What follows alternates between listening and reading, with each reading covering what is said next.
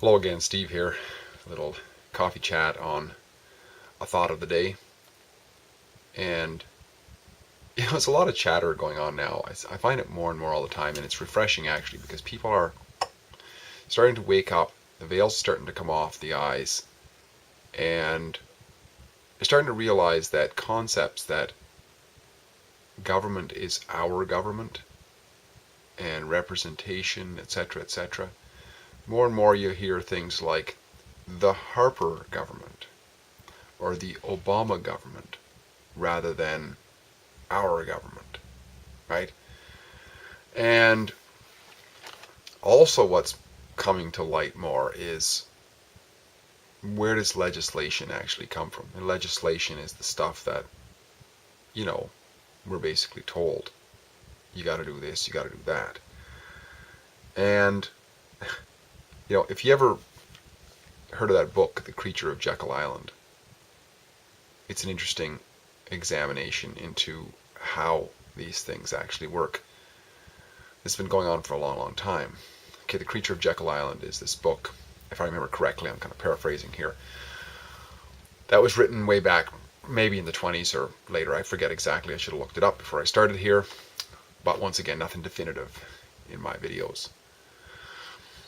A bunch of guys, they wanted to get through this enactment so that they could start taxing the American citizens, right? And then, of course, everybody else followed suit, similar, or they already had it, or they adopted methodology similar to that.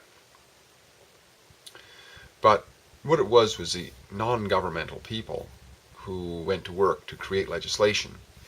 And then they went to work to sell the legislation onto the politicians. And then the politicians got to try to sell it onto the voting sheeple, which isn't usually too hard because it's just draped in a bunch of fluff and benefits, and is usually voted on a Friday afternoon when there's a football game on or something. So as long as the people who craft this sort of stuff can sell it on the politicians, and the politicians have a strong enough whip in the government, they got it made. Another thing that you might want to watch is this thing. It has to do with Georgia, an American state, apparently. But they have this organization down there called ALEC. If you go to YouTube and you type in ALEC dash the back room where laws are born, it's an eye-opener, and it's an exact replica of The Creature of Jekyll Island. Basically, that's a chronicle of an investigation that went on by some reporters. And what they found out is that lobbyists and corporations and whoever wants to get favorable legislation, and favorable legislation, of course, is a bunch of rules that restrict your competitors, right? Or, suck the tit of somebody else more strongly, or whatever it is, but more like go after somebody else and leave me alone. That's what a lobbyist or a corporation or a businessman or whatever wants government to do. Use the gun of government, right, for their benefit. So what they found is that the legislation is drafted, and these ALEC meetings that go on are meetings between usually corporate business lobbyists and sitting government officials, where there's a big sales pitch on, if there's the wine and dine the politicians and probably give them hookers and all kinds of tequila and stuff like that, and trips and what have you, and money under the table, and they give them sales pitches on adopting this legislation. You do this legislation for us, we'll give you X amount of campaign contributions under the table, over the table, in kind, in hookers, or whatever you want. And that's kind of the gist that I'm getting from it anyways, and they showed examples of how, legislation had been passed versus the ALEC proposal, and it's word for word. The only thing that was left out was in the ALEC one, it's a blank line for the state or province or whatever. You fill it in. So they go from one to the next, to the next, to the next, right? And this is the same. If we think this is just an American thing, yeah, right. It's the way it works. I mean, politicians are, you know, power-hungry individuals like anybody else, and they get into power, and power corrupts. And if you're a politician and you're already, predisposed to be somebody who's willing to thieve from people to get ahead, well, what does it really matter if, you pass some legislation that's favorable to some corporation, but under the table you get, $1 million campaign contribution and a trip and all kinds of titillation, right? And wined and dined. I mean, then all you got to do is sell that back home, and in a place like Canada, it's super easy because all the prime minister's got to say is, look, you either vote for this or you're shit canned out of the party, right? You're out of a job. So it's interesting. And how does this improve the quality of our lives? Well, that in itself, obviously, I would say for the most part doesn't. But just noticing it is like, why would I vote for this? Why would I vote for this racket, right? Because what it is, a racket. And, it's just about taking the blinders off. My whole philosophy has been that if people can do it, they will do it. And corruption, if it's possible, it's going to go on. I mean, people say, well, it wouldn't happen. These people are honorable and this sort of thing. Well, yeah, BS, right? If they can do it, they will do it.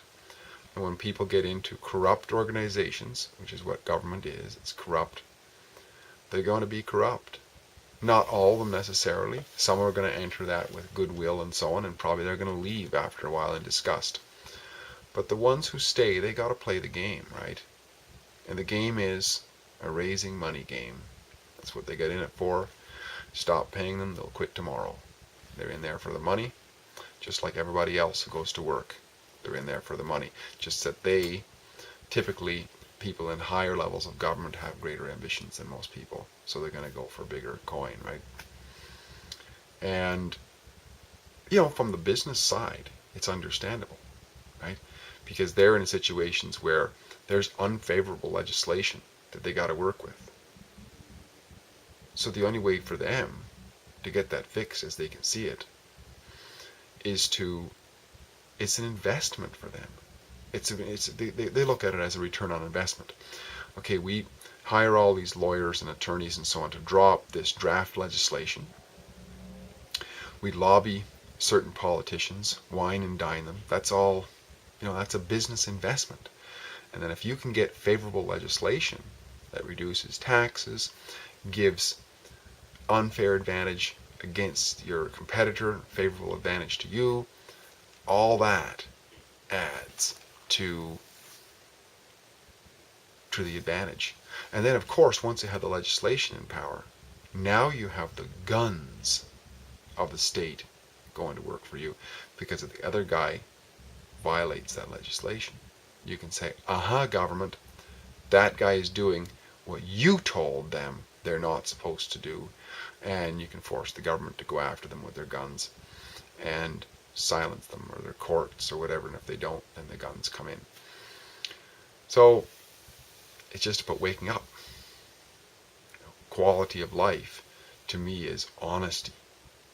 And the more awake we can be to, even if we don't see the details, it's like, no, I'm not going to believe this shit anymore. This smoke and mirrors, this representation, my ass, right? More and more people just don't buy it anymore. They don't buy it anymore, and these sort of reports are coming out, and the reporters are going on like, who would have known? Isn't that amazing? How could they do that? Well, how can they do it is because, first of all, they can. Secondly, it's where the money is. There's an old saying, I forget who once said it, there was, maybe you'll remember who it actually was, but there was this bank robber who was in trial, right? He was on trial for robbing banks many times, and he was going to be sentenced to whatever, I don't know. The judge finally asked me, he says, sir, why do you keep robbing banks? And the bank robber simply said, it's because that's where the money is, you know? And if we want to know why governments pander to these big corporations, which corporations don't really exist, it's people with money, right? It's because they want to be people with money too, right?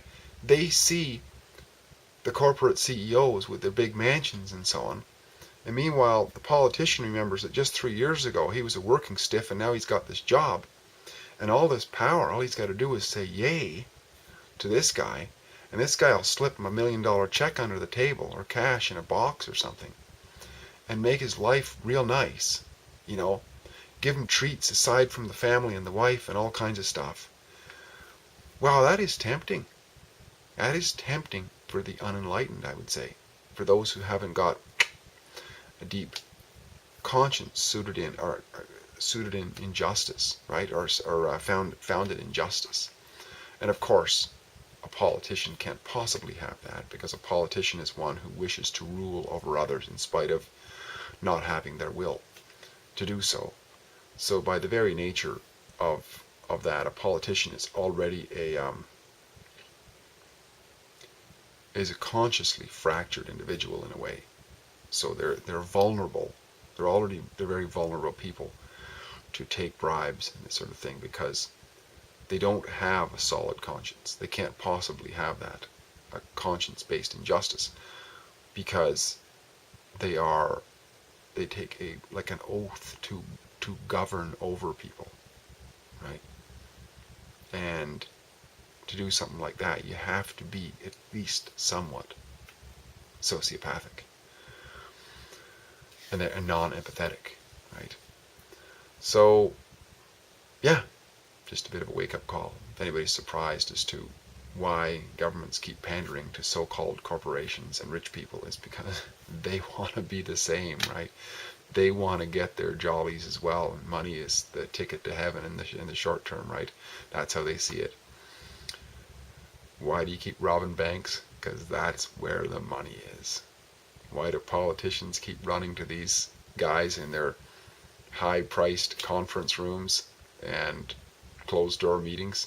Because, baby, that's where the money is. It's time for a wake-up call. Steve here again. Nice talking. Talk again soon. Bye-bye for now.